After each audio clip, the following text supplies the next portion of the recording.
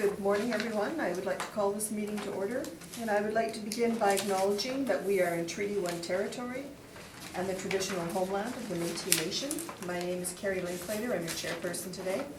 I'm joined on the panel to my immediate left, Mr. Robert Buss, and my far left, Mr. Richard Whitbread. Our assessor today is Arif Dosthamid, and our other assessor, who will be joining us shortly, is Mr. Stephen Lobenstein. And our admin secretary is Michelle Neepin. We will be hearing applications for revision of the assessment roll in accordance with the Municipal Assessment Act. The matters for which revision is requested have been described in each application, and we will limit discussion to those matters. The statements that applicants or the assessor make at this hearing are sworn testimony, and anyone speaking to the matters must be sworn in. Be advised that comparison of assessments of properties are not considered evidence of market value by the board.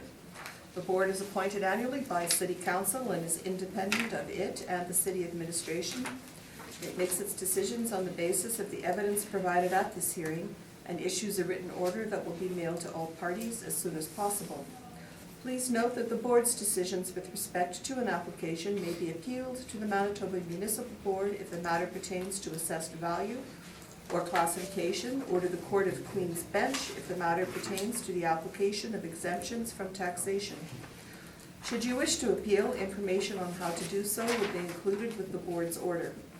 With respect to the hearing process, I will confirm the matters to be addressed with each applicant following the swearing in. We will then have the assessor's testimony followed by questions that the applicant may have, and then the applicant's testimony followed by questions. Each side will have an opportunity to summarize if they wish. Once all the evidence about an application has been brought forward, the applicant may leave. The process will repeat for each item on the docket today. The session will close after all the applications have been heard, and the board will deliberate in private and make its decisions. You will receive the order by registered mail as soon as possible.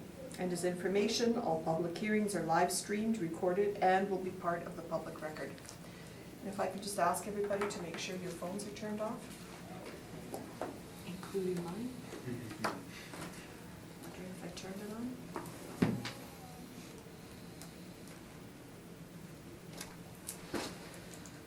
Okay, first matter is 1505 Dougal Road.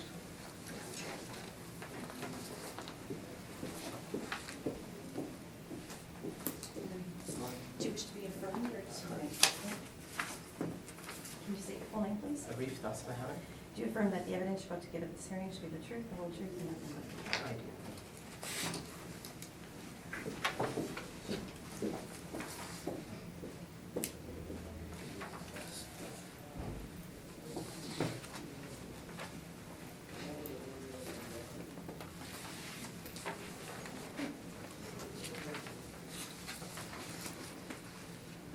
Whenever you'd like to proceed.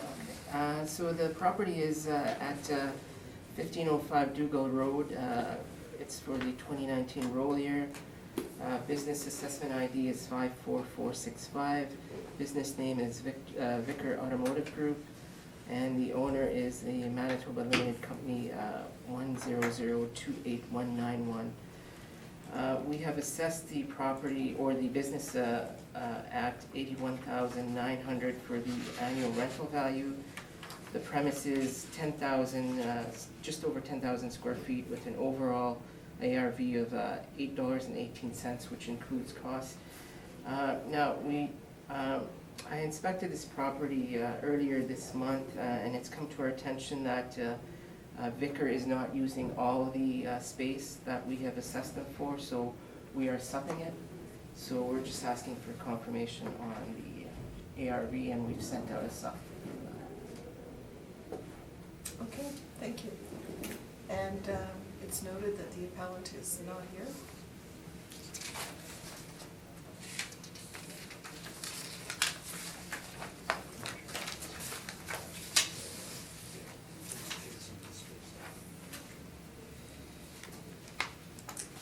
And I think our next one is on Winnipeg Avenue.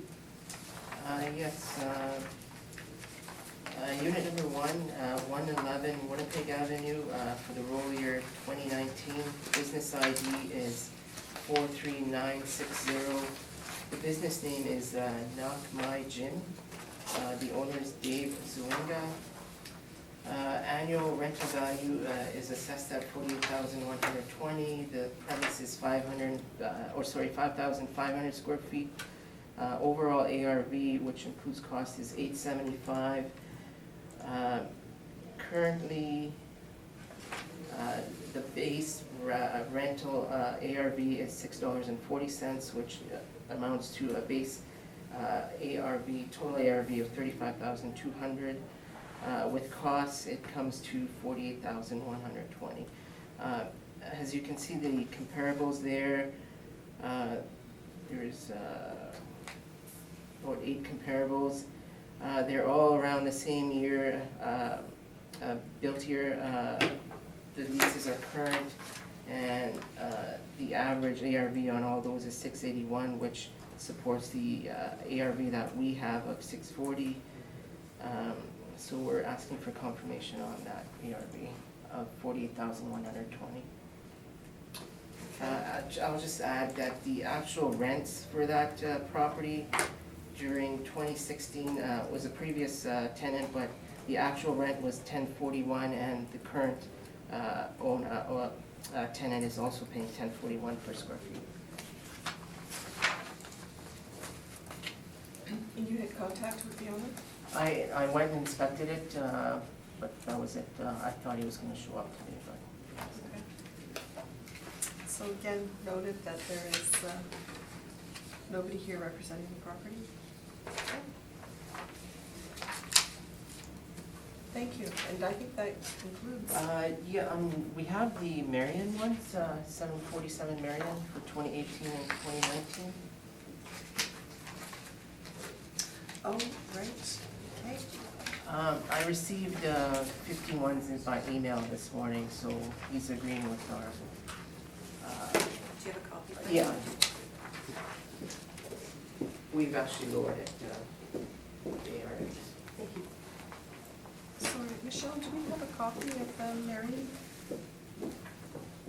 I don't have anything submitted, but I have the 51, so I'm going to withdraw them. Okay.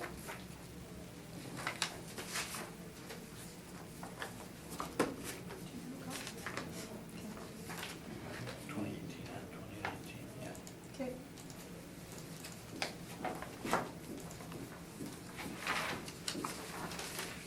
Maybe I just slipped one.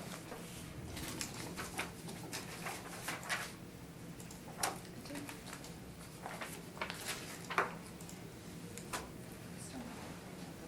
No. Okay, You can just say that the payment's on that 15. okay. So in both, this property is being withdrawn then? Right. Okay, good, thank you. All right, thank you. Both.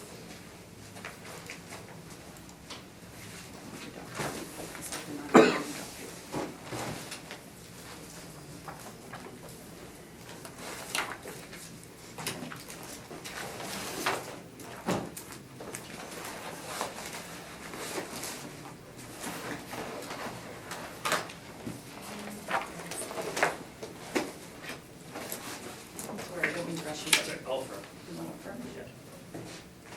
Can you state your full name, please? Stephen Lobenstein. Do you affirm that the evidence you're about to give at this hearing should be the truth, the whole truth, and nothing but the truth? Do you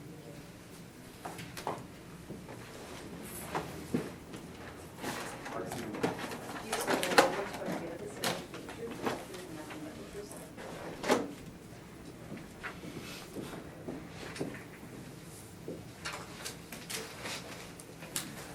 nothing but the truth?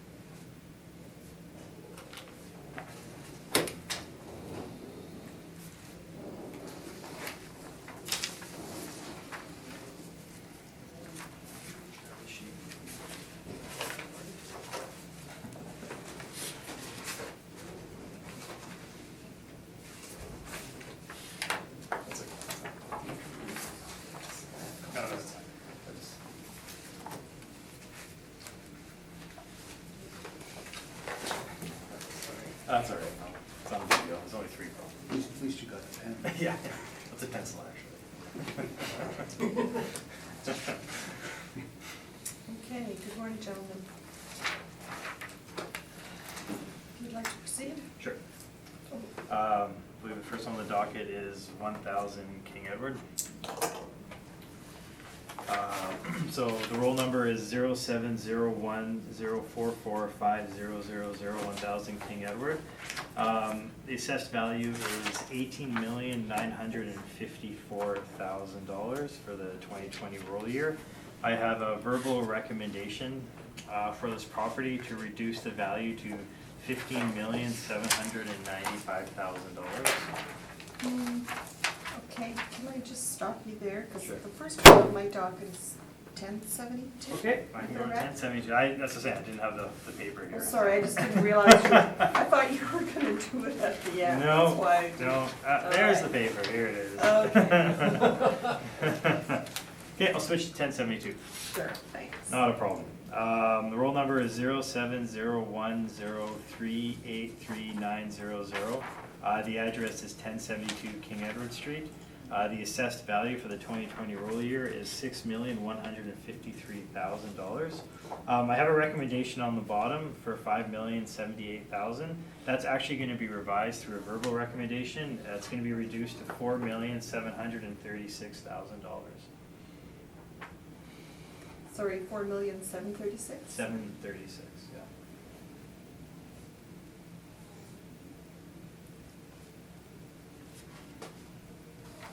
And reason? Reason, yeah. So we reduced the leasable area from, we had it at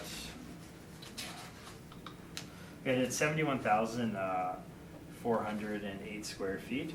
We're reducing it to 56,114 square feet due to the fact that we were assessing covered loading docks, which aren't leasable area.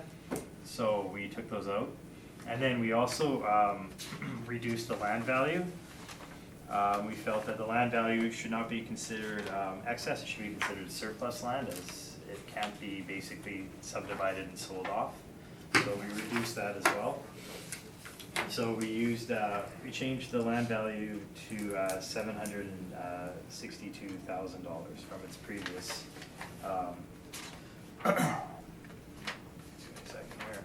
from its previous value of $1,104,000.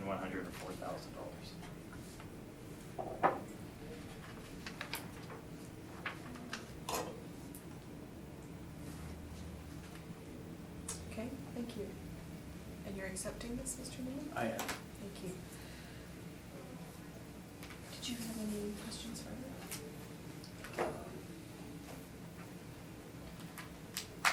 One question on the land. You didn't take the land value off completely, you just lowered the land We value? lowered the land value, yes. Because it's not easily subdividable, is that it? Correct. Okay, that's all my questions. Thank you. Richard, did you have any questions? I'm fine, thank you.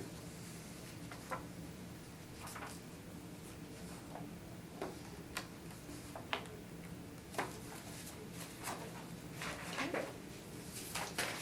That's good, thank you. Go on to 1,000 now.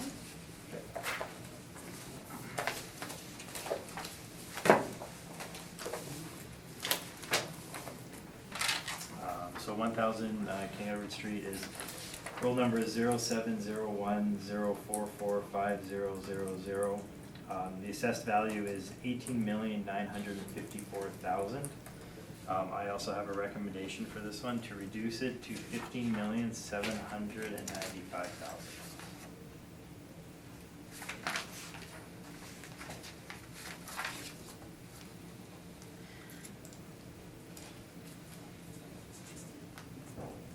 And once again, Yeah. reasoning? The reason for this is we're increasing the cap rate from 7% to 8.4% due to the size and the age of the building.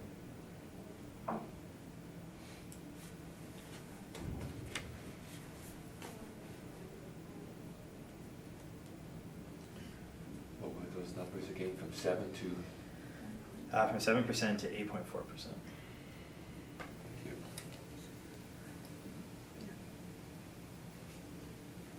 Sorry, just to confirm that, it's 15,795? 15,795, yeah. And you're willing to accept that, Mr. Newman? I am. Thank you. And Mr. Whitbread, did you have any questions? No.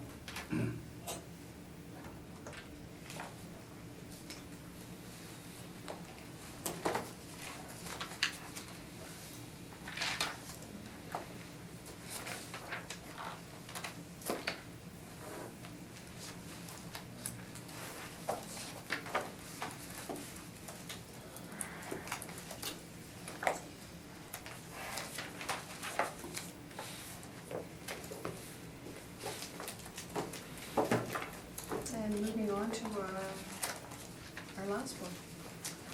The last one is roll number 0701075350001169 Sherwin Road. The assessed value is $7,876,000. I'd just like to start off, if it's okay, Mr. Newman, just to hand out some pictures. We inspect the property in a few weeks. Can I see them? Sure, yeah, absolutely.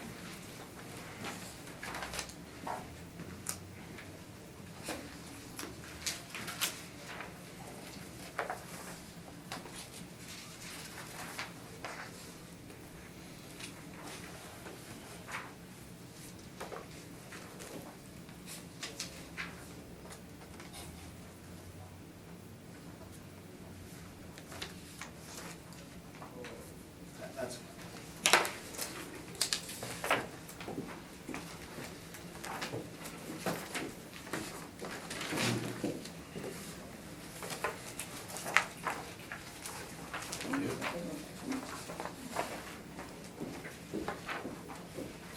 So the actual year builds are between 1970 and 1980.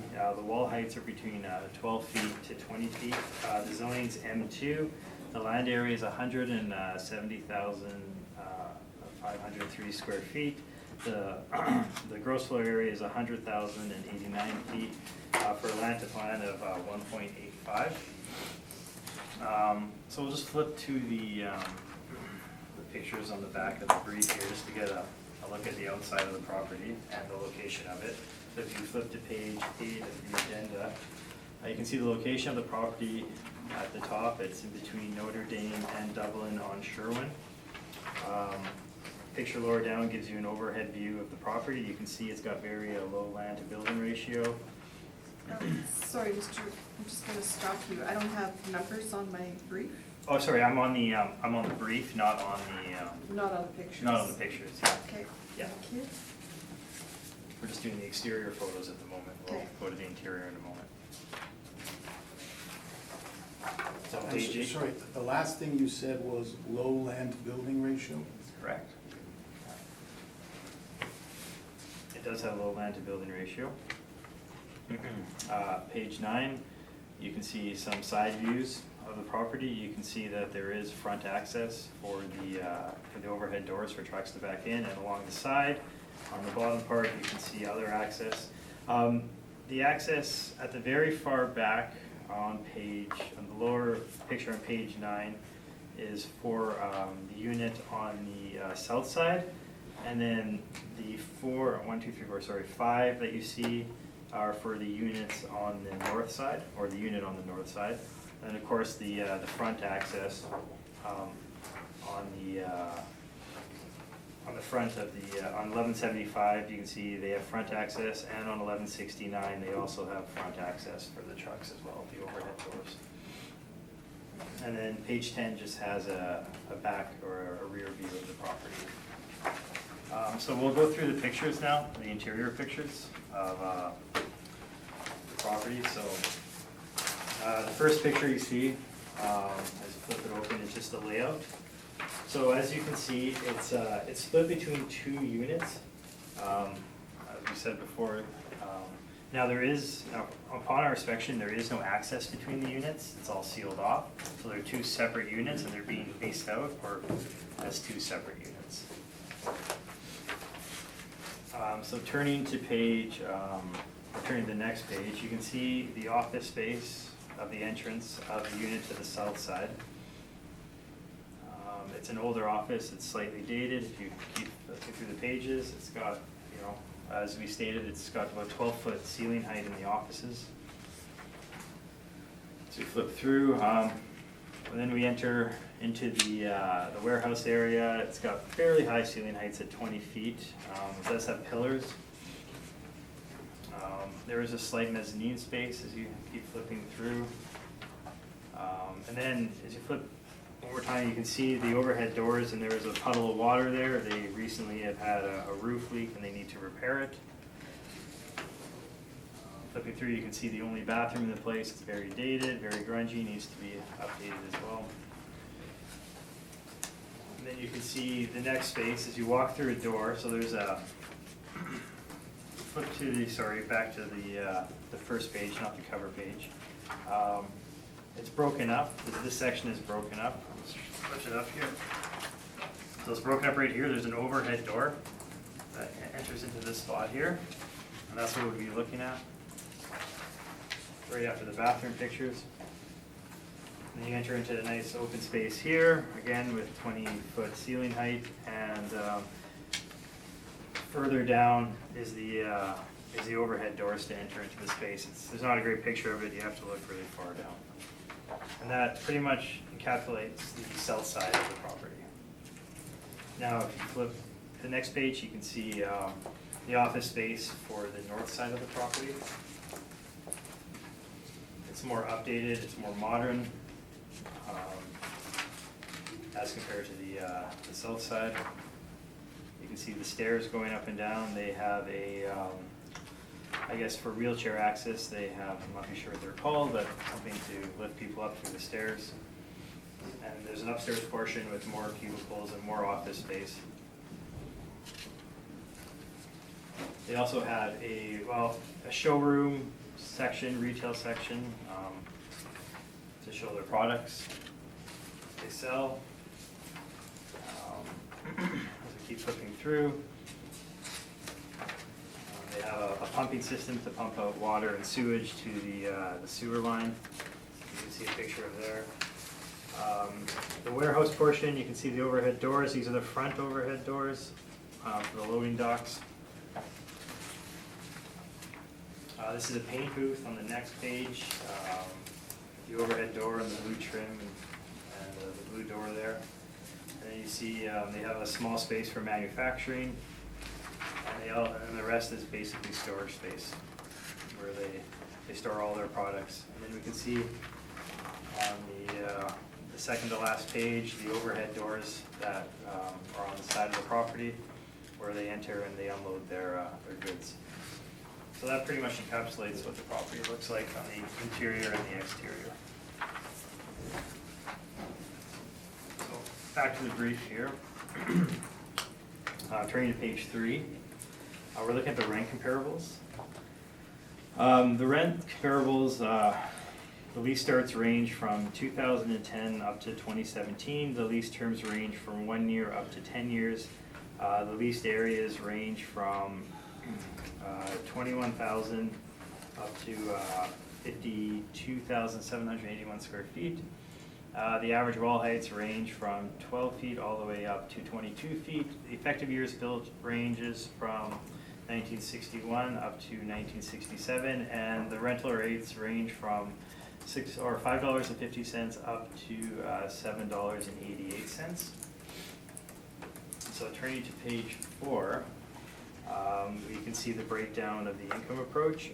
We're using a blended rate of $6.23 per square foot. Here applied to 96,462 square feet. We're applying a 4% vacancy, a 2% expense, and a 7% capitalization rate for an overall estimated value of $7,876,000.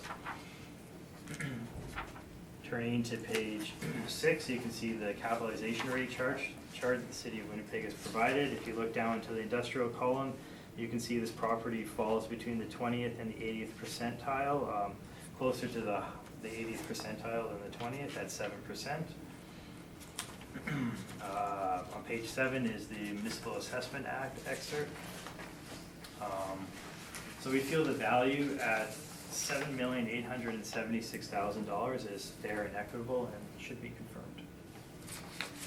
I also should have mentioned that the mailer is on the back, and we have capitalization rate evidence on page 14, and a non-recoverable expense sampling on page 15 as well.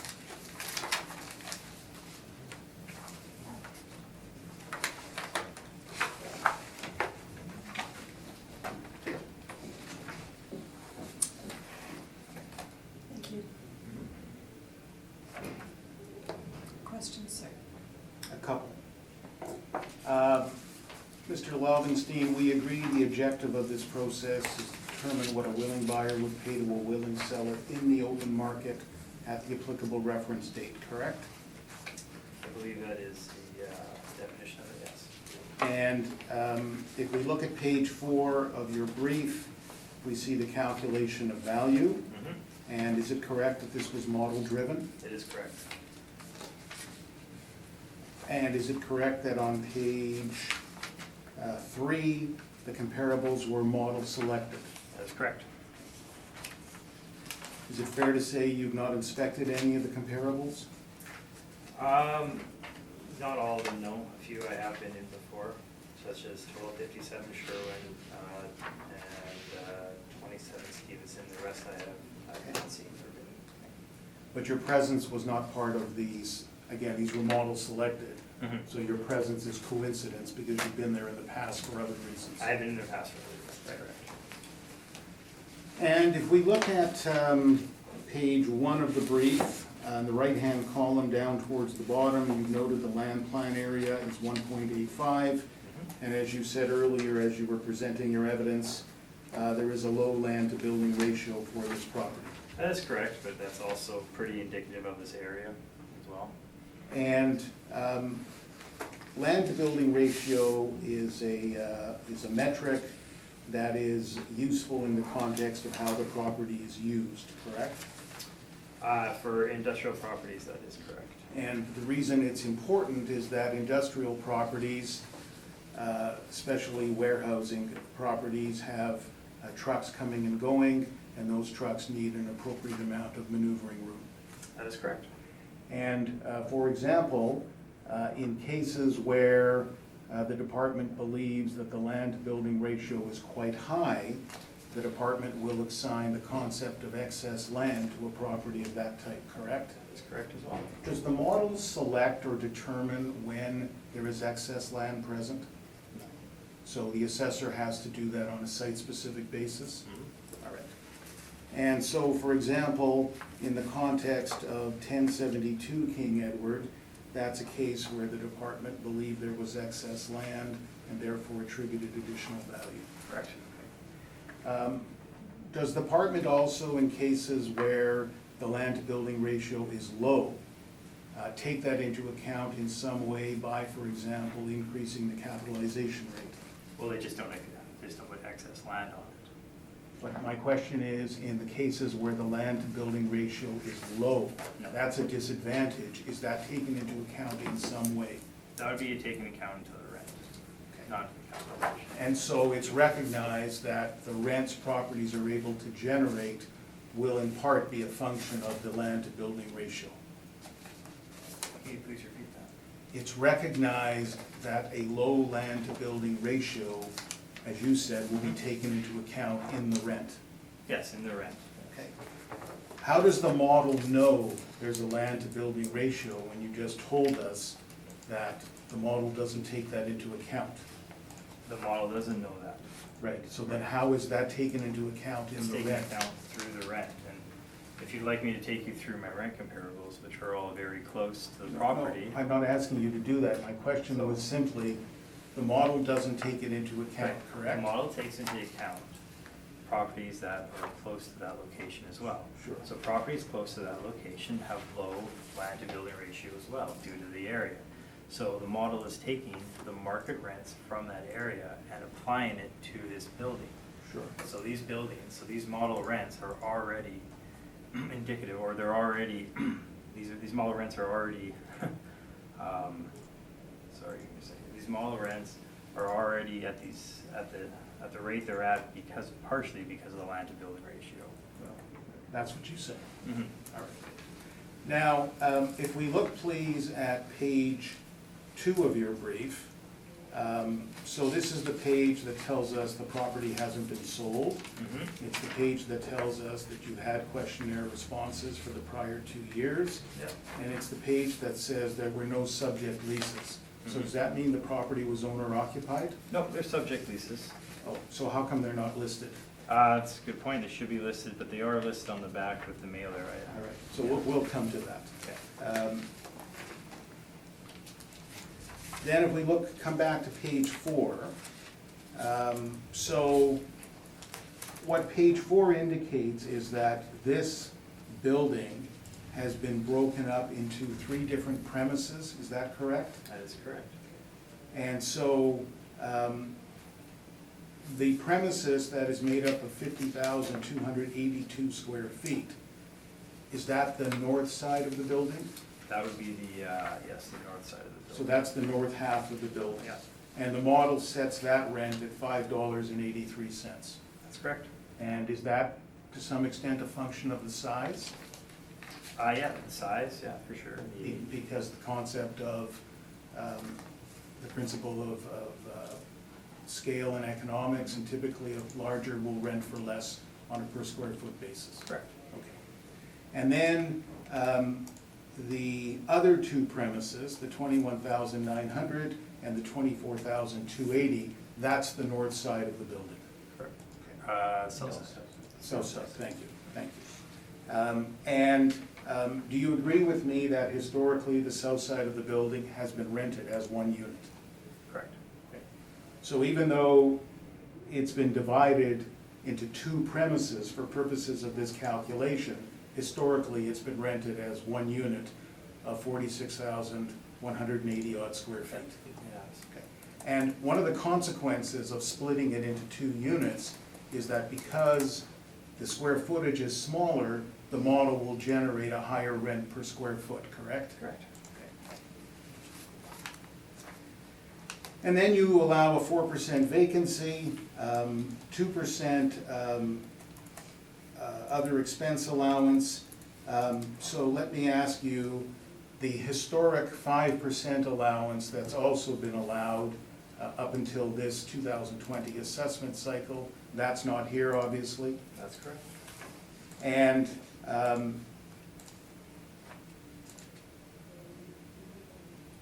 why is it no longer here? Because it's already taken out of the rent. So I understand the department's view is that the 5% that was historically allowed was intended to cover what I'll call property management fees. Is that correct? That's correct. And I understand it's the department's view that because under most net leases, the landlord is able to recover property management fees, and therefore, there's no need to make that allowance for the 5%. That's correct. Is that a fair summary of why it's happened?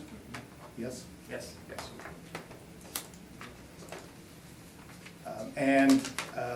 Is it fair to say that the department believes that 2% is a sufficient allowance for non-recoverable expenses?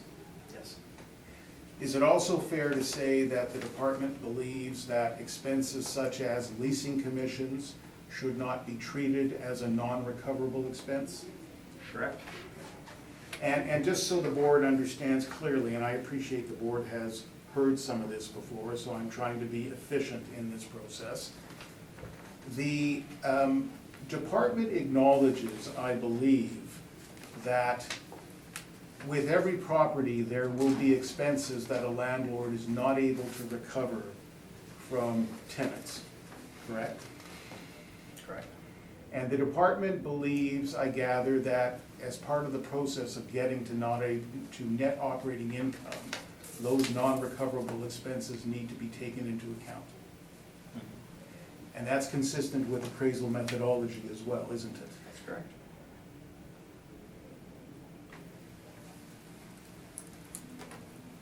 And in terms of the issue of leasing commissions, is it fair to say that the department believes that there are decisions from the municipal board which create what in the appraisal world is called a jurisdictional exception. And a jurisdictional exception means that although normal standard appraisal methodology would say make a deduction for certain types of expenses, if the law of the jurisdiction says otherwise, then the appraiser will not make that deduction and will note that that deduction is not made because of a jurisdictional exception. It's our understanding, or my understanding, the Manitoba case law states that we do not include leasing commissions for non-recoverable expenses. And on the basis of what I described as a jurisdictional exception. If that's what it's defined out, I'm not too sure. Okay, fair enough. So this calculation ignores the 5%, correct, obviously? It's not included. Right. For the 2018 cycle, it would have been. It was included in the 2018 cycle. Capitalization rate, 7%. Let's look at your page 6. Sure. So there's a chart that describes single tenant A, multi-tenant B. Can you help us with the definitions of what's an A and a B? Well, single tenant A would be newer buildings. The exact date they were built, not exactly sure. Multi-tenant B is obviously multi-tenant properties. They would be older buildings. So I can't give you an exact definition as I don't have it with me here. But So one of the things that makes an industrial property better, or less better, is the ceiling height, correct? the ceiling height is important for industrial properties. And especially for warehousing properties, because at the end of the day, what the tenant wants is volume within which to store goods. And the higher the ceilings, the greater the volume of goods that can be stored. Okay. You made mention of the fact that the wall height, I believe you said, is 20 feet. Yeah. But below the wall height, there are steel girders. Below the roof line, rather, there are steel girders. I see. And there are pipes below that as well, aren't there, in this premises? Yes. So the clear ceiling height is not 20 feet, correct? We did not measure when we were there. My records have it as 20 feet, Right. so I can't Did you speak to- notice when we walked through the girders and the pipes? I did notice, they are there. So, obviously, the higher the land-to-building ratio, the more maneuvering room for trucks, the higher the ceiling heights,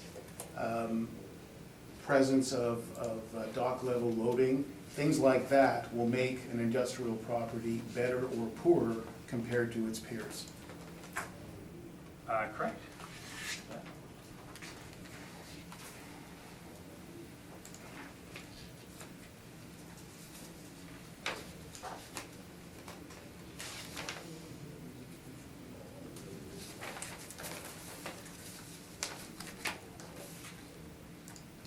You, in your photos,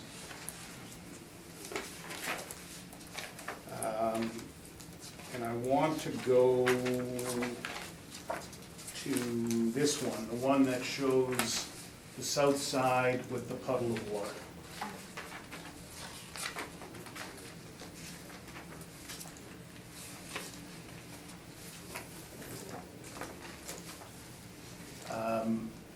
You're aware that there's a roof report that indicates that that section of the roof needs to be replaced?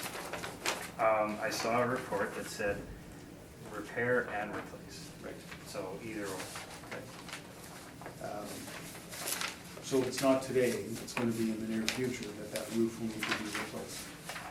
That's not a small leak, that puddle of water, agreed? Well, let's put it this way, the building's what, 96,000 square feet? Right. That's taking up a very small area. But it's in the south section of the building. Yeah. Right. You pointed, the next photo is what you call the grungy washroom. Yeah, That's the only washroom in the warehouse area on the south side. that's correct. Okay. And then, and there's no built-out office area in the rear portion of the south side. No, I don't believe there is. There's just some small office space, not even an office. Right. So, and even though you've treated these premises as, the south side, as two separate premises, in reality, they're not configured that way, and at the present time, they're not capable of being used as two separate premises, are they? These two, the two premises on the south side? Yes. Well, they could be used, Right. like, separately. But you've indicated there's no washroom there. There is no washroom on that side that I know, that's right. And there's no office space there either. No. Okay.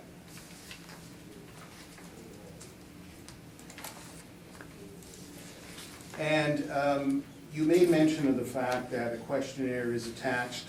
Are you aware that none of the space in this building has ever leased for more than $5.65 a square foot? Oh, more than $5.65. Give me a moment here.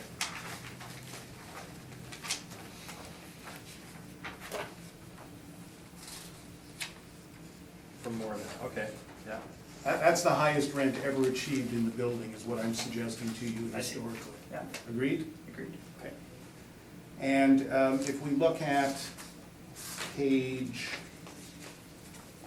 4 of your brief, the workup of value, you're showing a net operating income of $551,349. Mhm. Do we agree the building has never achieved a net operating income at that level? It's not at that level now. There are some questions about the expenses such as the snow and waste removal at $108,440.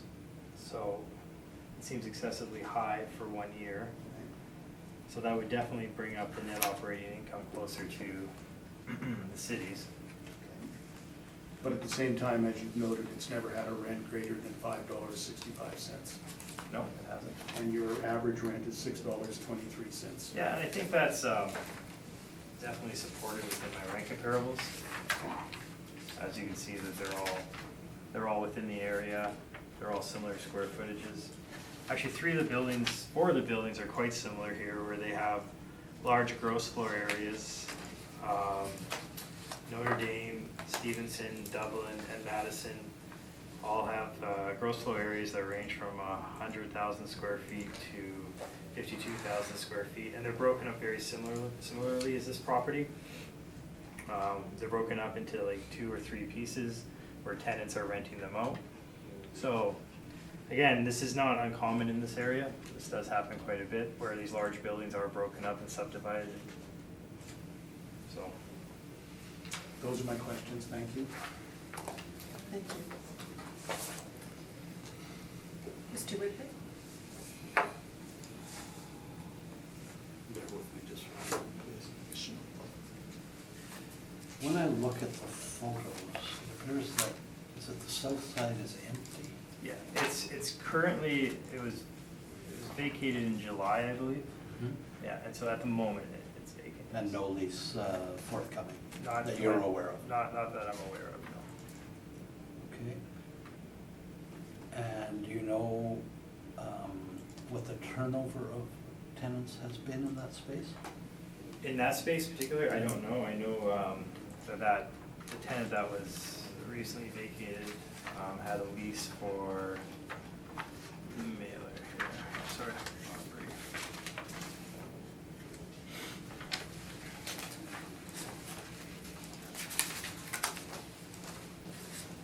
Yeah, they had a 5-year lease.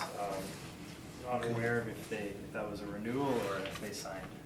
Okay. So it sounds like the roof needs some repair or replacement.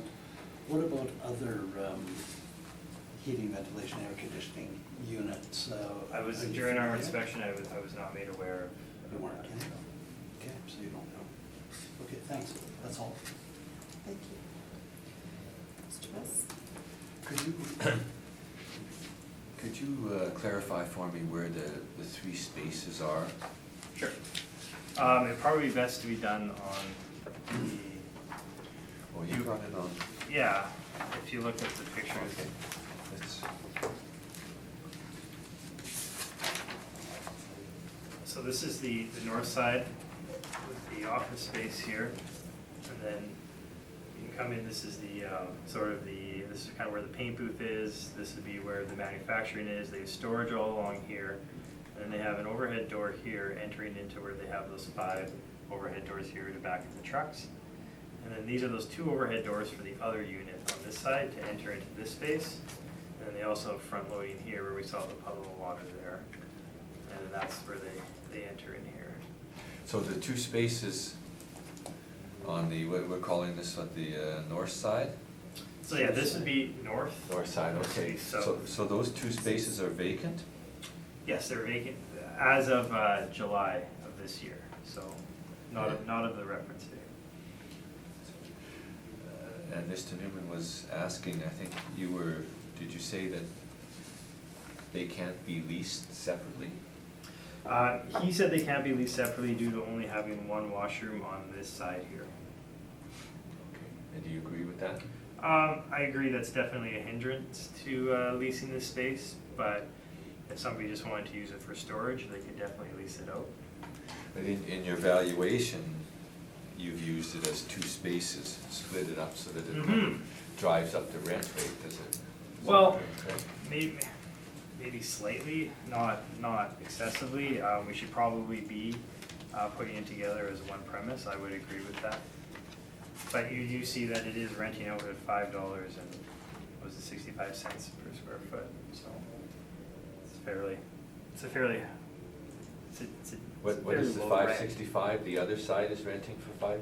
No, the other side has recently been renewed in 2018 for $535, I believe.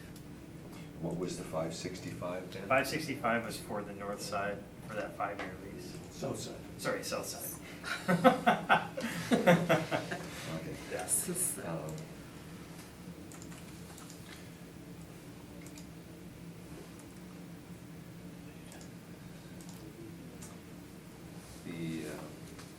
The land to building ratio was 1.85. What would be a average, a good ratio for a building like this? In this area, well, if you turn to my page 3, I can go through the land to building ratios here for you. 770 Century is 1.73, 500 Madison is 2.53, 720 Dublin is 2.37, 27 Stevenson is 2.28, 895 Century is 1.88, 1256 Shuren is 3.11, and 2030 Notre Dame is 2.62. So the St. James area is very built up. There's not a lot of room. There's not a lot of land in this area. All of it's being, most of these properties in this area are being utilized by the building. So. Okay. And in your cap rates on page 6, this is multi-tenant B building, that sort of? Yeah, I would say so, yeah. Okay. So then you've given us some cap rate. Yes, there's cap rate evidence on page 14. If you go to the bottom, you can see the industrial cap rate ranges.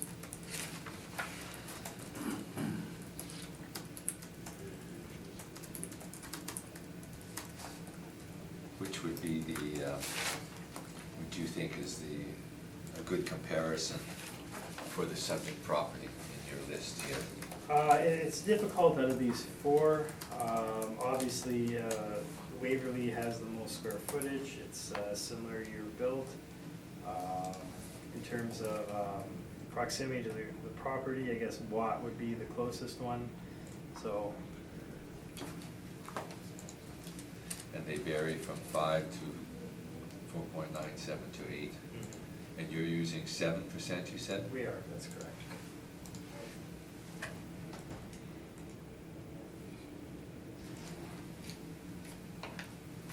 That's all my questions, thank you.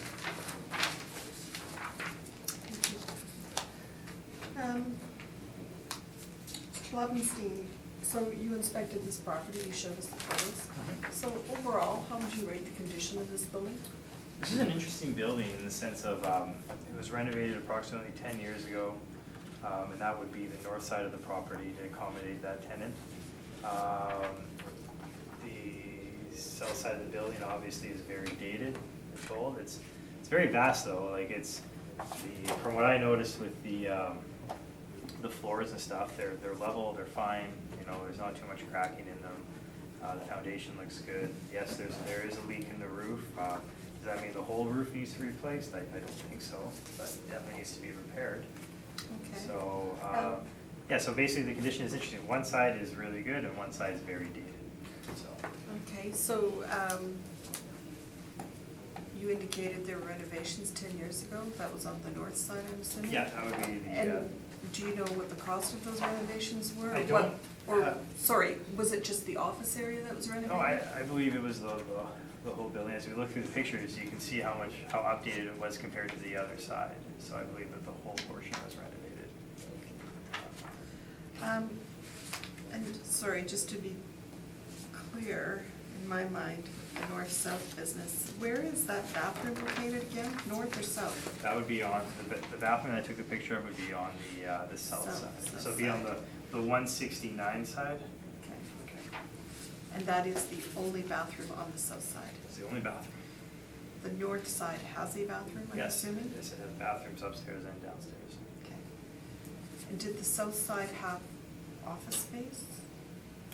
The south side does, when you turn to the first few pictures here, you can see there is office space, it is very dated. Right, And the dated. And there's no bathroom in there? It's a great question. In the office space, I believe there was a bathroom on that side, yes. I just didn't take a picture. So when they're saying the only bathroom is, that's the only bathroom in the warehouse area. Correct. Yeah. Okay. Yeah. Okay. But you were saying that there is a bathroom in the south area in Office, the office yes, space? correct. Okay, but no picture? I don't have a picture.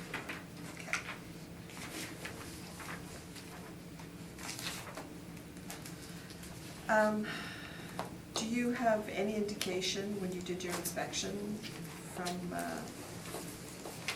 the owner about the repair and replacement of the roof costs? I was not informed about how much it would cost then. I was told that they had contractors looking at it, but I wasn't informed of the cost at the time. Okay, I'll leave that question for Mr. Newman. That's all my questions. Mr. Newman, if you'd like to proceed. So we raised with you three issues: the rents, the 5% non-recoverable expense allowance, and the capitalization rate. Let me address the rents firstly. As the assessor said in response to a question from Mr. Buss, the effect of treating it, the south side, as two spaces, has the effect of driving up the rent, and he agrees it should probably be treated as one space. It's also what I'll call the back half of the south side. The evidence is that there is no washroom there. The evidence is that there is no office space there. So if you take that to market, as it is today, in its physical condition today, I don't see how you're going to get $6.46 or $6.87 a square foot for that back space, the back half of the rear space in that condition. And ultimately, that's why we say that this overall rent of $6.23 a square foot, which is driven frankly by the split, in part is driven by the split of the south side of the building into two spaces, and the model, because the spaces are then smaller, kicks out a higher rent per square foot. That's the end result of that's how you get to the higher rental amount. Now, the history of this building is that the south side was occupied by co-op, used by them as a warehouse, and a lease entered into in 2014. They were paying $5.65 a square foot for the entirety of that south space. In January of 2018, the north side of the building, there's a tenant there called Mackmore Industries, and I'm going to talk more about their space in a moment. They extended their lease at $5.35 a square foot.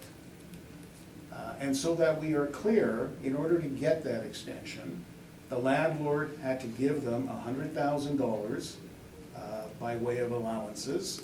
And so the practical effect of that is that the landlord bought the rate of $5.35. Now, I understand completely that the assessor will say you can't take tenant inducements into account. And that's fine, I understand that principle, that argument. I'm not asking you to take them into account.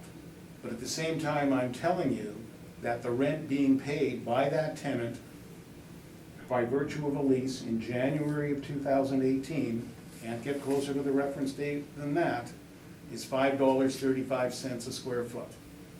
This building has never had a tenant ever pay more than $5.65 a square foot, and to suggest that this building, the south half of this building, split into two spaces, could generate rents of $6.46 or $6.87 a square foot, in my respectful submission, is not reasonable.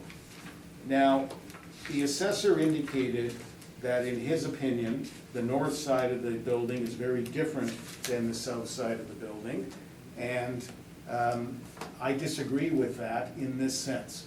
There's no question that the office space on the north side of the building, and you see photos of it, has been upgraded. It absolutely shows better than the office space on the south side of the building, which is quite dated. I accept that completely. However, that's a very small percentage of the space. The great majority of the space is the warehouse space, of course. And you have the benefit of seeing what the warehouse space looks like empty from the photos of the south side. If you took all of the racking and inventory that's being stored and other items out of the north side, it would look exactly the same. It's a building with a concrete floor with 20-foot high ceilings, not clear to the ceiling, but 20-foot high ceilings. And there's no difference. So I think the assessor has been, I'll use the word wowed a little bit too much, by the upgrading of the office space in the north side of the building.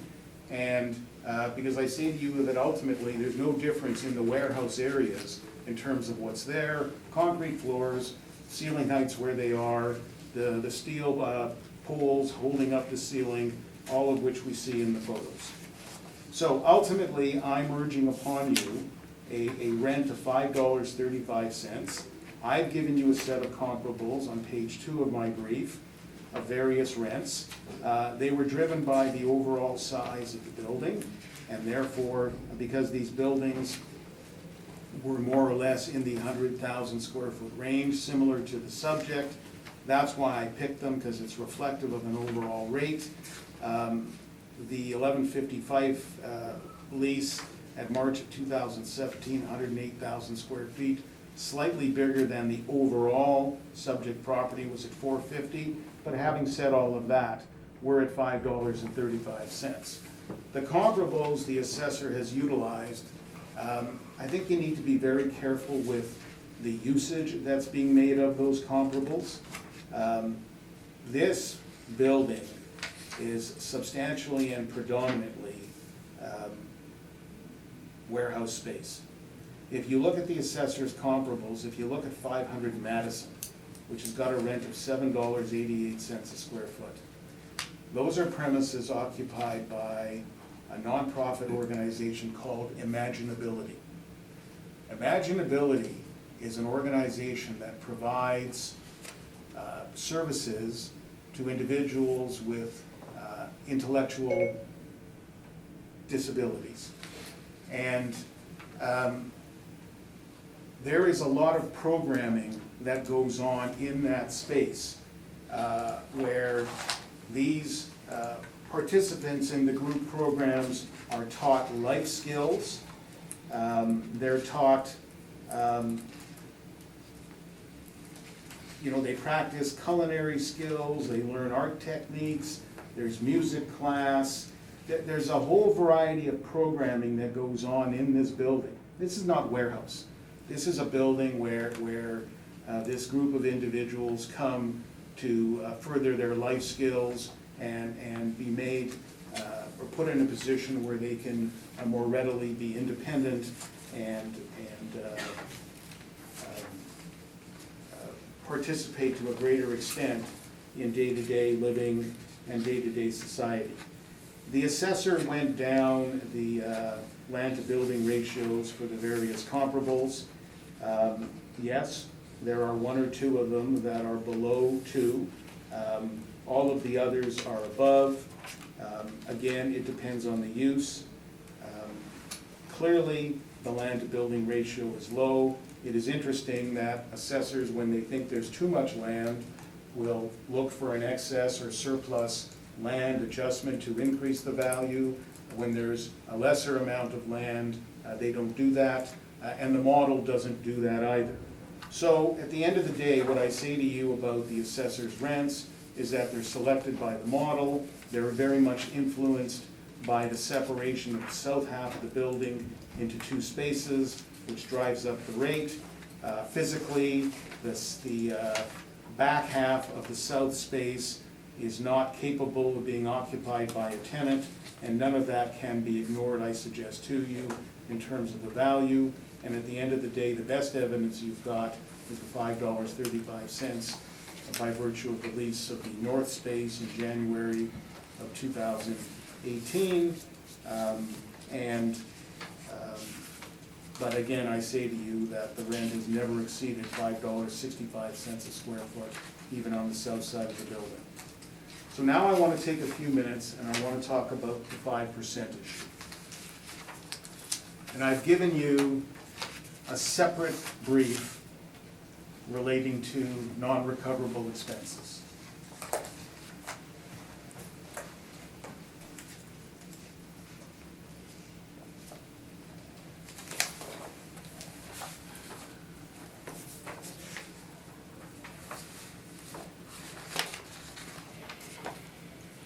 So I need to work through that a little bit with you, and in doing so, I want you to have in mind, and that's why I did a brief cross-examination of the assessor in this regard. Conceptually, the department doesn't disagree that there are some expenses that are not recoverable from tenants and have to be taken into account. That's not the dispute. So in concept, that concept is accepted. The dispute is the extent of it and what it turns into in terms of what the allowance should be. So what I want to do is take you to the first page of the text of my brief, and at the same time, I will make reference to tabs, and I'll do this in an efficient and abbreviated way so that we can be time effective. So on the first page of the text of the brief, there's an excerpt from a reference to the excerpts from the Appraisal of Real Estate, 3rd Canadian edition.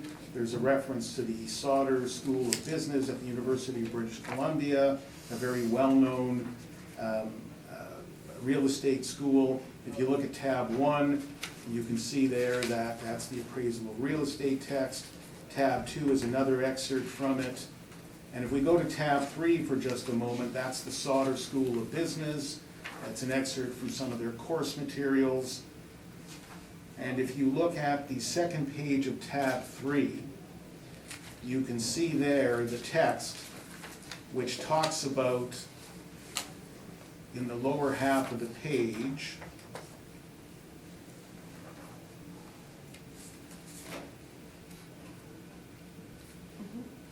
so it talks about leasing and capital costs, and the appraiser should also account for non-recoverable costs. The most important costs are space marketing, which includes both tenant inducement and leasing costs, and an allowance for structural or mechanical repairs. As the assessor has noted, the department believes that because of some municipal board decisions, they shouldn't allow leasing commissions, they don't have to. I will point out to you that I don't think those decisions say that at all. I think those decisions dealt with a different issue, and the matter came forward in a different way. I'm also gonna say to you that I need you to think and not blindly follow what the assessor tells you about a municipal board decision.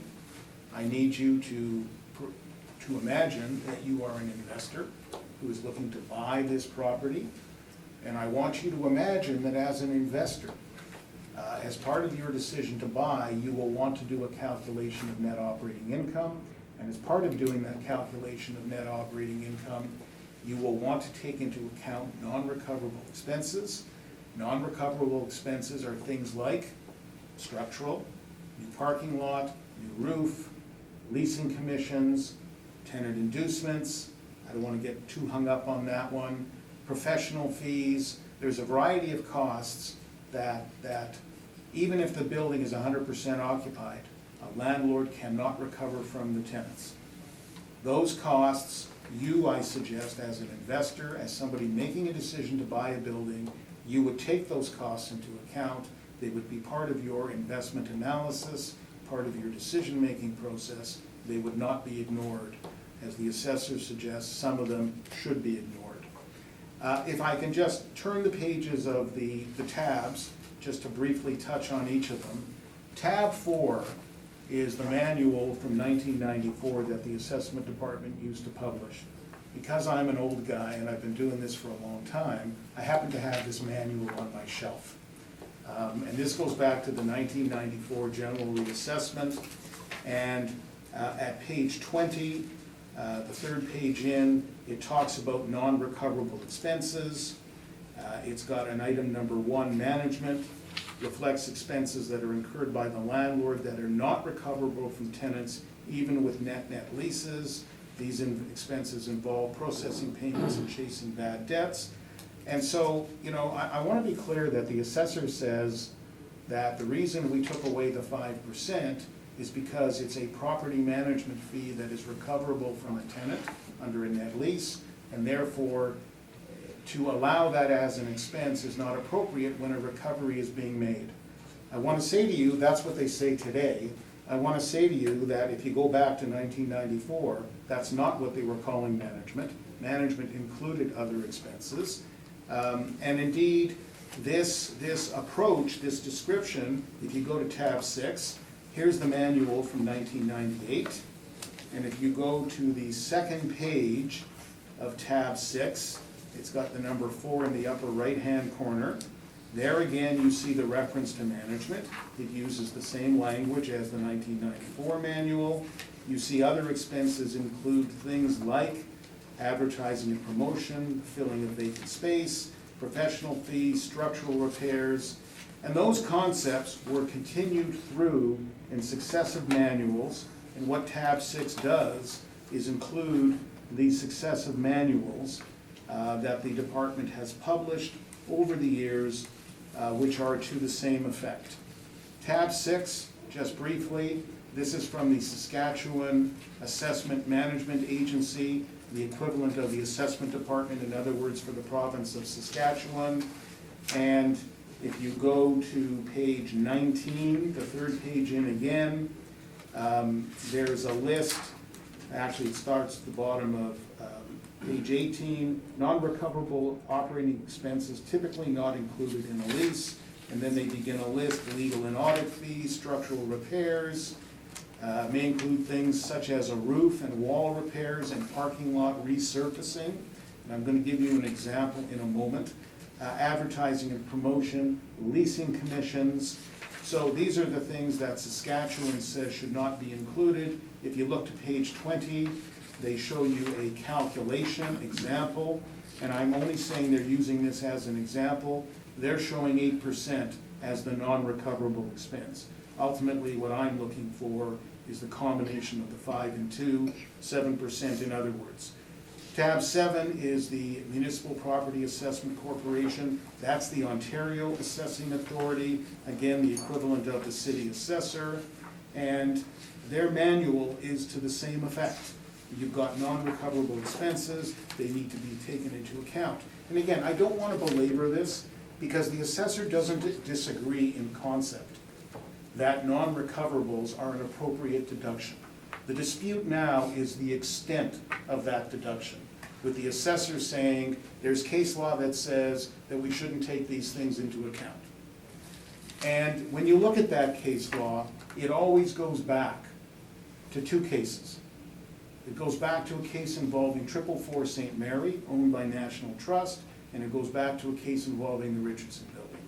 And all the subsequent cases quote and rely on those cases as being authority. So tab 8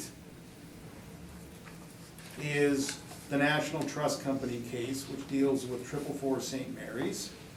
And there's some numbering in the lower right-hand corner. It starts with 22. But if you jump to page 24, in the lower right-hand corner, at the bottom of the page is a section called vacancy. And 5 lines from the bottom, Mr. Simmons, he was the representative of the owner, Mr. Simmons' contention is that the cost of those tenant inducements should be applied in reduction of the base rates in the leases. The board has considered this question in the past, and in particular in the Richardson Building, in a certain order number, and the order indicated, and at the top of the page, it says, considerable evidence was heard concerning the effect on value of tenant inducements. The respondent ultimately abandoned the position that value should be reduced to reflect tenant inducements. Now the problem is, we've got to be real precise with our language. So what was the agent attempting to do in 444 St. Mary, the National Trust case? If you go back to page 24, what he was trying to do was reduce the rents. If the lease said $10 or the market rent was $10, the agent was saying that $10 should be reduced by the value of the inducements. So let's say it would have been $7. And the the agent then wanted to use $7 as the rent in the calculation of the gross potential income. Nobody's trying to do that with this non-recoverable issue. Nobody's looking at the top portion of the calculation. This is only about a deduction once you're below the line of effective gross income. And that's why I say to you that the assessor will say, it's been said, don't rely on, that you can't take into account commissions or inducements, and these cases are always cited, but that's not what these cases dealt with. Finally, my tab 9. What I did, and I want to be crystal clear in terms of what I did, I took questionnaires given to the city of Winnipeg. So the questionnaire and the financial statements that are handed in to the city. And those were reviewed, and from them we extracted the non-recoverable expenses. Because what property managers do on their financial statements is they break them down into a revenue section, a recoverable expense section, and then at the bottom they have a non-recoverable expense section. Everything you see on these spreadsheets is only from the non-recoverable expense section. And so if we can use the first one as an example, that's a strip mall. I was able to get 2 years of financial statements. What it tells you is that there was leasing commission of $664.09 in each of 2016 and 17. And you may say, how can it be that it's exactly the same number? And the answer is because it's being amortized over the term of the lease. That's what they're doing. There's some bank charges, there's some professional fees, and at the end of the day, I total up those amounts. And in 2017, for example, those expenditures were 6% of the rent collected. That's how I did it, the rent collected. So in other words, it's effective gross income. That's what I've done. So in this property in 2017, the non-recoverables were 6%. To be crystal clear, I have excluded tenant inducements because there's a bit of an issue around that. I've excluded that. And so the multi-year average was 3.25%. And if you turn the pages, I'll just go to the next one for one additional example. The bank, or a bank rather, and you can see that there were leasing commissions. in 16 and 17. Here I've got 3 years of statements. There were accounting expenses in 15 and 17. And if you look at this over the 3 years, again excluding inducements, it's 5.26%. That is what I did. What my main brief tells you is that although there are 17 of them, if we narrow down and do a more focused review, what we end up with is a more concentrated range. 7 of the properties are in the range of 4 to 8%. And look, obviously these numbers are going to jump around. If you have to pay a commission to put a tenant in, you put a tenant in who's going to give you $500,000 a year in rent at 5%. That's $25,000. Okay? If you get a 2% allowance, what's 2% of $500,000? It's $10,000. So but that ignores all the other repairs that have, all the other non-recoverables. And so I told you I would give you an example. I'm aware of a property where it's a 5,000 square foot office building. They had to replace their parking lot. It cost $55,000. They had to do their roof. It cost $25,000. They had to do some sidewalks. It cost $11,000. So there's $90,000. The effective gross income in the building is $90,000. At 2% a year, the landlord will get $1,800. They just spent $90,000. It's going to take 50 years to get back the money. But of course, the roof isn't going to last 50 years, and the parking lot isn't going to last 50 years, and they're going to do it again. So all we're saying is that the 2% isn't enough. We're looking for a stabilized allowance, and that's all I'm going to say on that. Shorter than I was yesterday, Mr. Buss. Okay, I want to raise another issue, which is the issue of the roof. Questions were asked about the roof. So now going back to my valuation brief, I'll call it.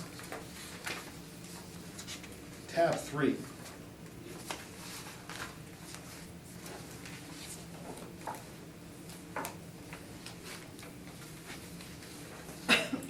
Tab 3 is the roof report from February of 2018. Again, bang on the reference date secured by the property manager. And what it tells you, current roof conditions. So what it does is it divides the roof into various areas, as roofing reports typically do.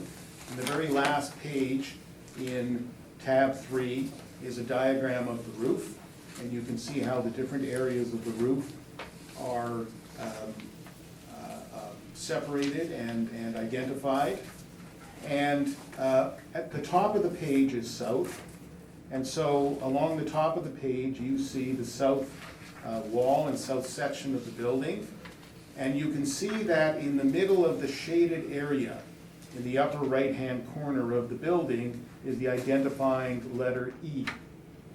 So it's telling us, if we come back now to the first page of the roof report, third bullet down under current roof condition, roofs E and F are old asphalt and gravel roof systems in poor conditions. Stripping is split open at the south and north walls. Damaged insulation, we recommend replacing. If not feasible, then some repair work needs to be done. And so if you go to page 2, there's a budget there to replace roofs E and F of $240,000. It hasn't been done yet. People, of course, are reluctant to spend money. They've got a big vacancy here, so the cash flow is not good. But having said that, whether it's today or a year from now or 18 months from now, this roof is going to have to be replaced. You can only patch it so many times. And so all I'm saying simply is that if I'm a buyer coming along on April 1 of 18 to buy this building, I'm not ignoring this roof report. And either I want a bump to my cap rate, it's going to get taken into account in the valuation in some way. So that's the story on the roof report and the roof. Capitalization rate. So, if you go to page 3 of the text of my brief,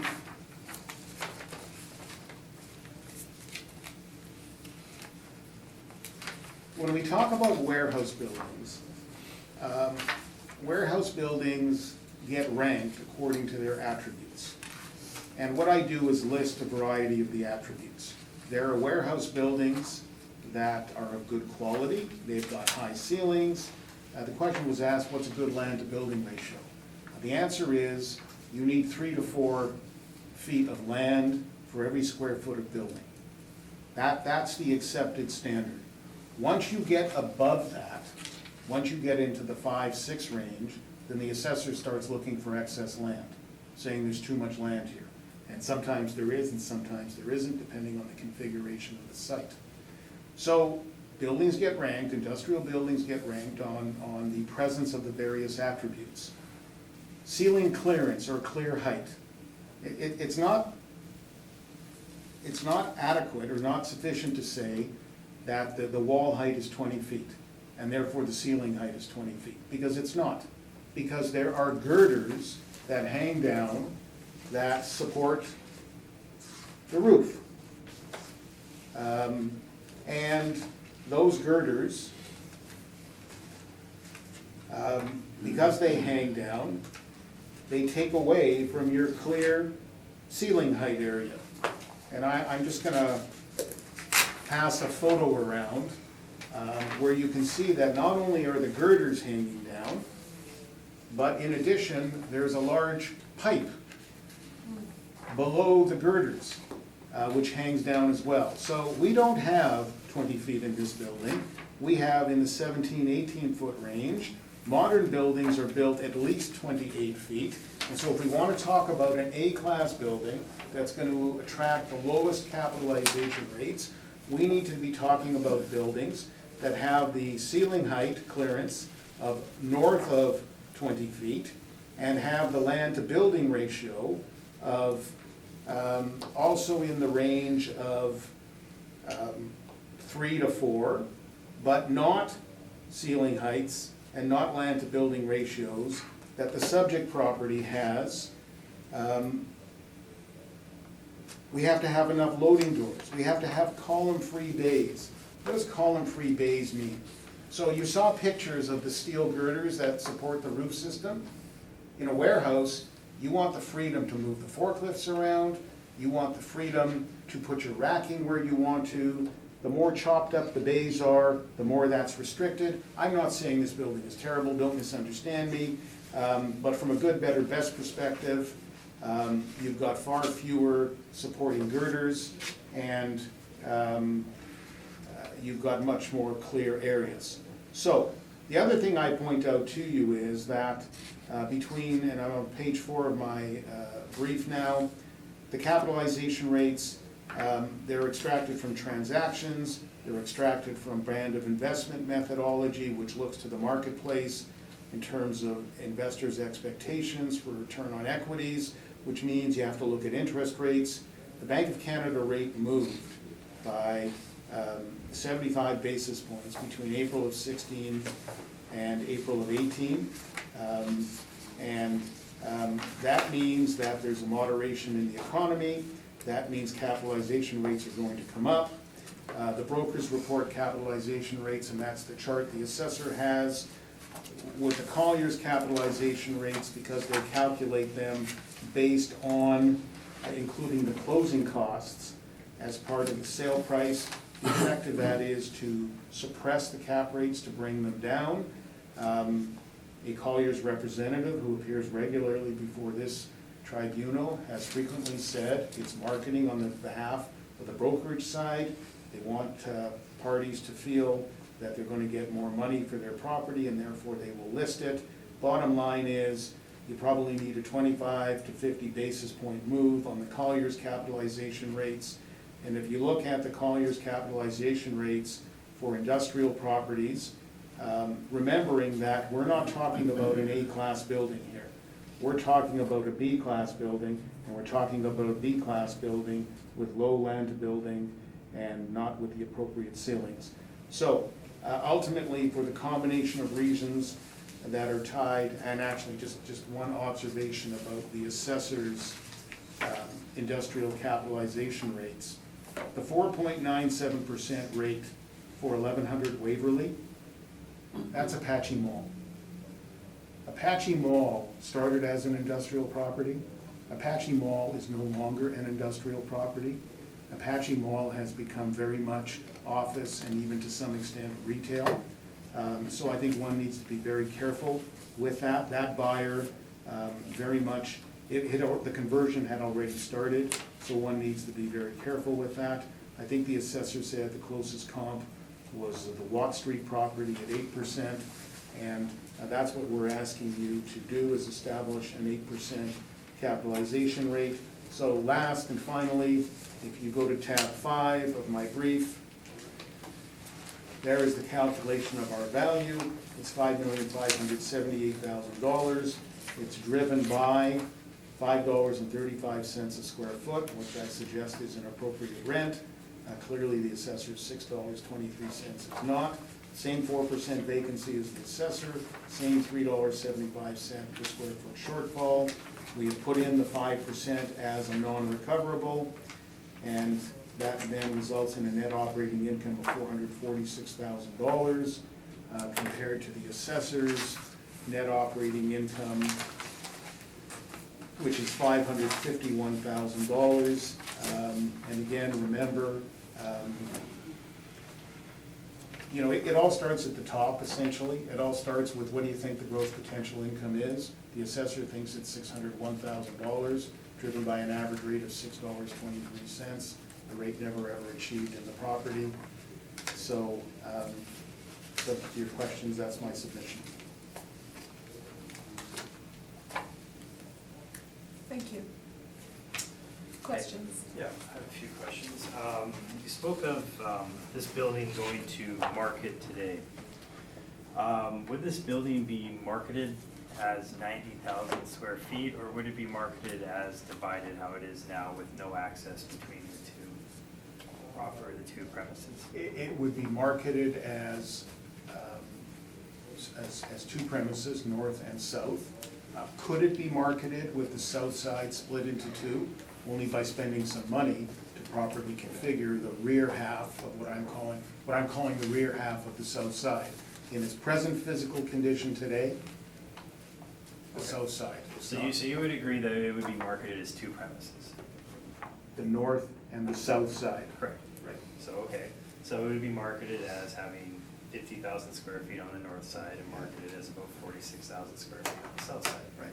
Okay, so why do all of your comparables, or all of them are over 80,000 square feet? Because, and as I said in my submission, what I did is I took the overall size of the building, and that's why I used that set of comparables. But having said that, I also said that we're not suggesting that should be the rate. We're at a rate of $5.35. I see that, so really these comparables aren't really useful, Well, they're useful for the building as a whole. If you but that's look- not how it would be marketed. That's not how it would be marketed Okay. today. So you feel that the highest rent achieved for this building is $5.65 a square foot, but you want to use $5.35 a square foot? So I don't feel it's the Well, highest it is. achieved. It is. But yes, I want to use, because that's the most recent indication of the market for this building.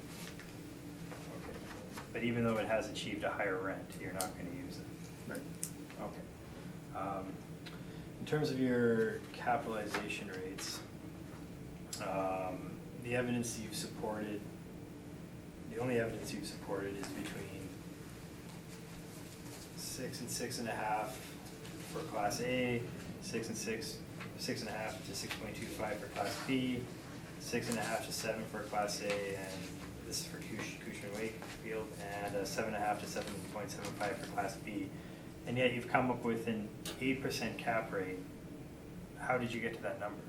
Because of the combination of the land to building ratio, the ceiling height, and most importantly, not most importantly, but equally importantly, the condition of the roof. Okay. The roof's got to be taken into account somewhere.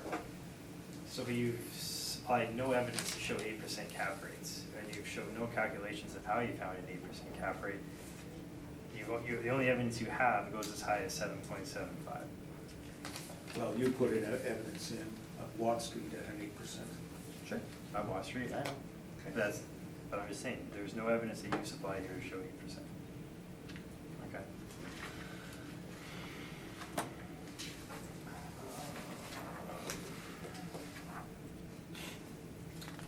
I guess we'll move on to the 5% argument here. I do have a rebuttal package for it, so.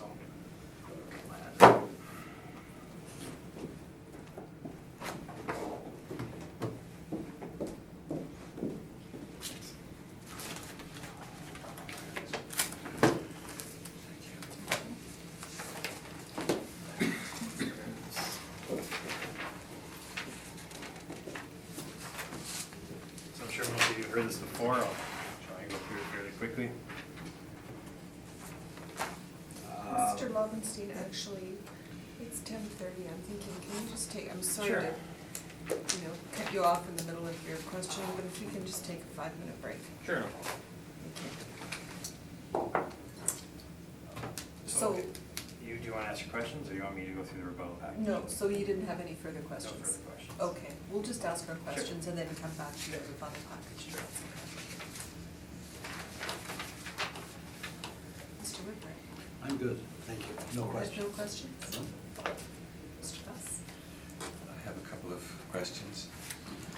On tab 9, where you, I believe this- yes, we have the non-recoverable expense sheet and the information from several sheets. Where did these sheets come from again? So the sheets were prepared by my office. The source data is the actual questionnaires submitted to the city of Winnipeg. So I gathered questionnaires that included the form, but also the financial statement, because this property manager sends in the financial statement. And so my data is extracted from the financial statement. And as I said earlier, the way the statements are laid out, there's a section down at the bottom called non-recoverable expenses, and that's where the data was taken from. But it's directly from the questionnaires that go to the city. Okay. And for the roof condition, you're suggesting that it be allowed for in the cap rate, but you don't think the 2% and the 5% that you're asking for, wouldn't it be covered in there? Is that not the So place to? this is a small portion of the roof. It's sections E and F only, at a cost of $240,000. So the effective gross income is, just using the assessor's calculation for purposes of the example, is $577,000. And 7% would be $40,000. So in 6 years, I guess, they would get back that first portion of the roof. But what about the rest of the roof? That first portion of the roof is only a small portion. And then what about leasing commissions? And what about the parking lot? And what about structural? And what about the audit fees, et cetera? So I think the answer is no, it wouldn't be enough. Okay.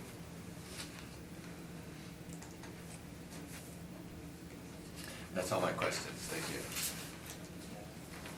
Thank you. Mr. Newman, you may have stated this, but I obviously missed it. Did you actually inspect the property yourself? Yes, the assessor and I were there together. Oh, together, okay. Yes.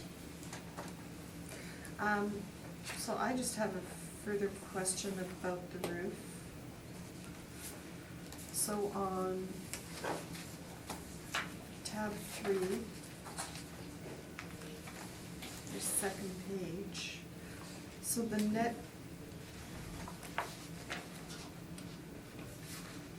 I have no question, it's answered, thank you. Okay, if we want to go on to your rebuttal. Sure. Yeah.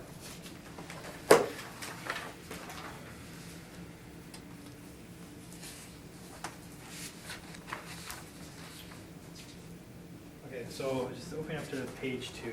I'm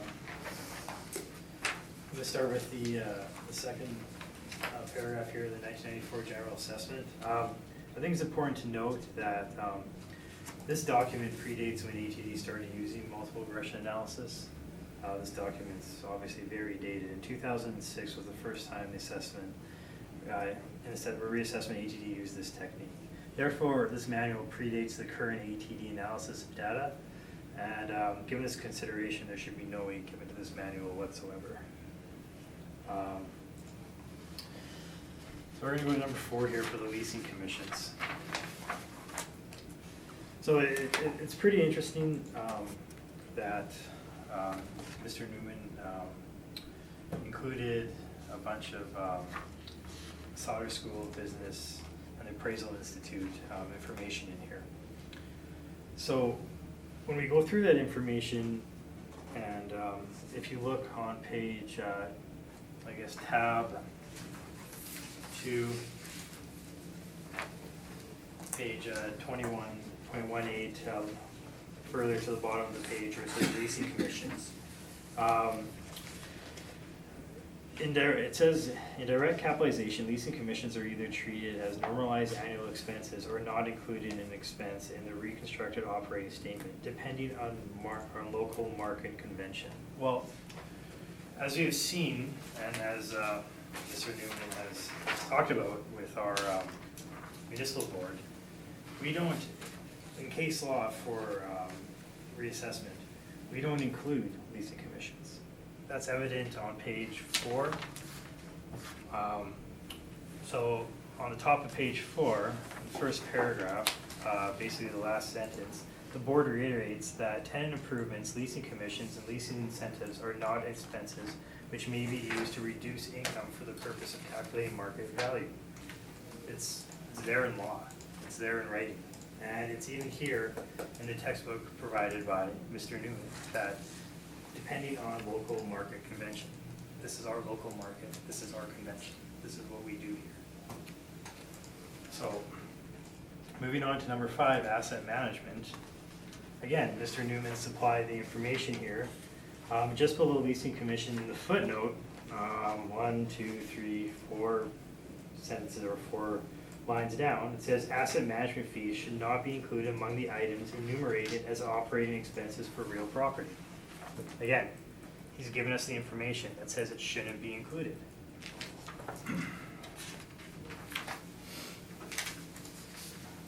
So on to number 6, management expenses. The historical 5% management fee, this is going back to 1994, expense was an expense related to standard management fees charged by the owner for property managers relating to the day-to-day operations of the property. This is what it was used for. Not what Mr. Newman says it was supposed to be used for. This is what it was used for. And further on, there are more case law and municipal acts or municipal assessment, or sorry, the board of the municipal board decisions below. So we'll move on to number 8 here, and I'm just going to read number 8 through. In the non-recoverable expense submission, the author states, that's Mr. Newman, the assessor now allows in relation to non-recoverable expenses an allowance of 2% and only of effective gross income. This is inadequate. Firstly, the total non-recoverable expense allowance used by ATD in the income approach consists of vacancy shortfall, which is a variable depending on the vacancy rate employed by a fixed 2% non-recoverable expense allowance. Therefore, the total non-recoverable expense allowance is more than just 2% of effective gross income in all cases. Secondly, the author challenges the adequacy of the non-recoverable allowances with a sample of 17 properties to illustrate a range of non-recoverable expenses. The range of indicated expenses is quite significant, from 0.7% up to 66.6%, but the median is 5.31%. The parcels are not identified, and ATD has no way to review the reported performance of the properties represented by these figures. And that's really important. We can't review them. How do we know that they're true? The following our observations on the information that has been provided. A stabilized base rent has been used in the analysis. As mentioned earlier in this rebuttal package, this is typical. This is typically the reported income to the property from rent and is not always an indication of effective gross income used in this type of analysis. All revenues to the property ought to be included in the potential gross income and then stabilized and effective gross income based on market rents and market vacancy. Number 2 here, detailed information on the nature of the expenses included is not provided and will affect the way ATD will stabilize the operating statements. For example, the last 2 properties on pages 17 and 18 have a significant landlord work that may suggest capital improvements. And that's what we're seeing here with this building as well, capital improvements, the roof being redone. But this cannot be verified. If these are if these two are simply removed from the analysis, the indicated average rate drops from 6.88% to a median of 5.12%. Leasing commissions have been included in this expense analysis. The stabilized leasing commissions figures range from 0% to 12.92% of stabilized base rent. It remains ATD's position that these expenses are not to be included for assessment purposes. With these items removed from the reported expenses and excluding the last 2 parcels, the non-recoverable expenses would range between 0.43% and 8.58% of the stabilized base rent. The average rate would be 3.76% and a median of 3.62%. So if we trim the data and concentrated the range of 11 properties as in the submission, the indicated average and the median excluding leasing commissions would be 4.13% to 4.81%. If an effective gross income were to be calculated using all sources of revenue to the parcel, this range of percentages would be lower. And number 4, non-recoverable expenses relating to carrying costs of vacant space is not specifically identified in the information provided. It would appear that these expenses represented by ATD's vacancy shortfall allowances are included in the reported packages of this study. So basically just hitting on the main points here, leasing commissions are not included by Manitoba case law. It's even not included by the actual methodology that is stated in Mr. Newman's own package here. For depending on local market conventions, and also the same with the asset management. It is not included when it comes to appraisal, as he states in his package he gave on, as asset management fees should not be included among items enumerated as operating expenses for real property. So, and a really important factor here too is the fact that ATD, the Assessment Taxation Department, does not know where any of these properties are that he's given us. We can't look at them. We can't see if they've been basically correctly done. So that's my rebuttal package. Thank you. Mr. Newman? I won't ask any questions, but I will make some comments in response. So this will then be your rebuttal. I guess. Okay, but you have no questions at this point. I don't think there's a point in my asking the questions. My questions will be my comments and observations to Okay, you. we'll come back to you then. Sure. Mr. Whitford? No questions. Mr. Buss? I don't have any questions, thanks. And I don't either. So, here's back my to you. observations. The assessor read to you from page 4 of his submission, an excerpt from Municipal Board Order A99-026. It's right in the middle of the page. The board reiterates that, tenant improvements, leasing commissions, etc. He read that to you. So now I want to take you to that case. And the problem is, how are we going to find it? And the answer is, you need to look for about the middle of the package in the upper right-hand corner, reference to order number A99026. That will put us in the case, and then we'll find it. So, I'm about in the middle, sort of his rebuttal package, and look in the upper right-hand corner for A99-026.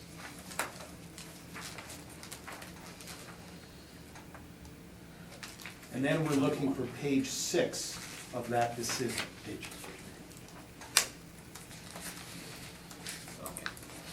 Page 21, Carrie. Oh, I'm sorry, they're numbered. My apologies. Bottom left corner. Right. Yeah. So this is the LADCO decision. And on page 26, the board deals with this inducement issue. And it says what the assessor read. The board reiterates that inducements, leasing commissions, and incentives are not expenses to reduce income. Note that those words, to reduce income. It has not been the practice of the board. Reference is made to Board Order 97065, the National Trust case, and Order 94-196, the Richardson Building case. That's why I said to you, all of this comes from those two cases. This is where it all starts from. And that's why I took you to the National Trust case in my submission, to say to you, what they were doing in the National Trust case is they were trying to reduce the gross potential income by something on account of inducements. That's not what's happening here. So, that's my observation about that. The assessor says the properties haven't been identified. How are we supposed to know whether it's been done right? Yesterday, Mr. Boreski was sitting as a panel member, and he said to Mr. Pohl, who made the same observation, Mr. Pohl, that's a two-way street. Where's your information? Where's your detail of how you've arrived at the appropriateness of the 2%? I leave you with that. Asset management fees, I've actually not included asset management fees. I know some others may, but I haven't.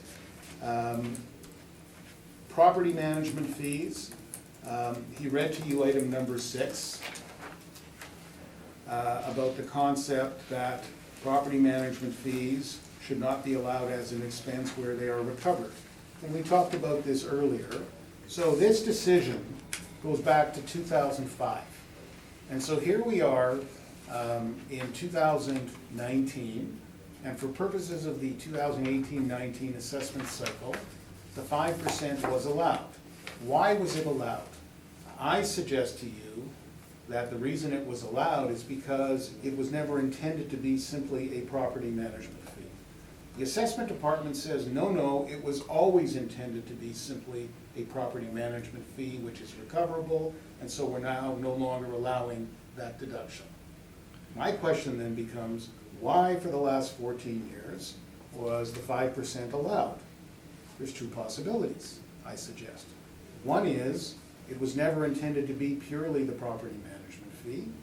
The other possibility is a less favorable one, which is the assessment department shouldn't have been doing it and didn't know what they were doing. I don't ascribe to that view. I ascribe to the view that it was always intended to be something else. And that's why I put the 1994 manual in front of you. Now, the assessor says, well, that's before we did multiple regression. That's irrelevant. The model is built around the concept that there are non-recoverable expenses. Everybody understands that. So to say that the building of a model, the multiple regression system in 2006, swept away 1994 and therefore should be ignored, I think is wrong.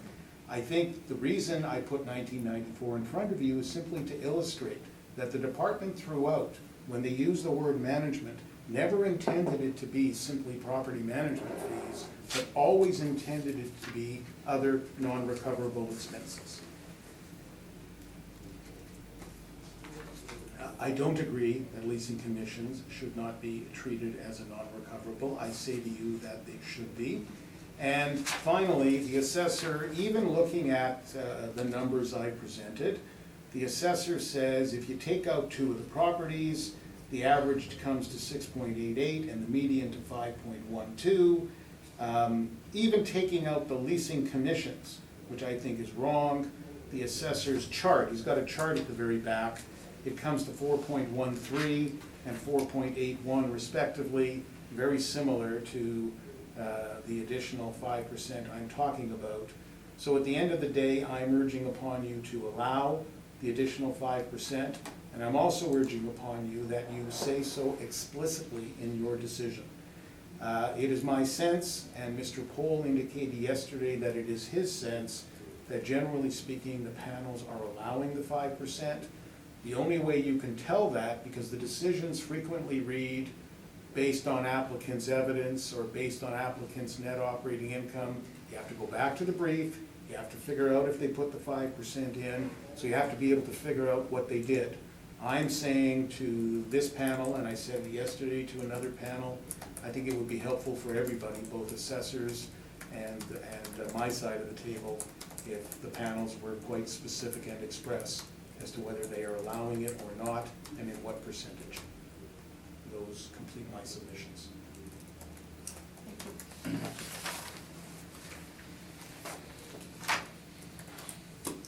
So this would be my, Do you wish for a summation? okay. No, I think we've heard it all. I just think it's important to know that, just to comment off what he said, sure, we're at 4.3% and 4.8% when we concentrate the range, but that's without even being able to look at the income of these properties or the expenses. That's simply just using his numbers, and they've already dropped significantly.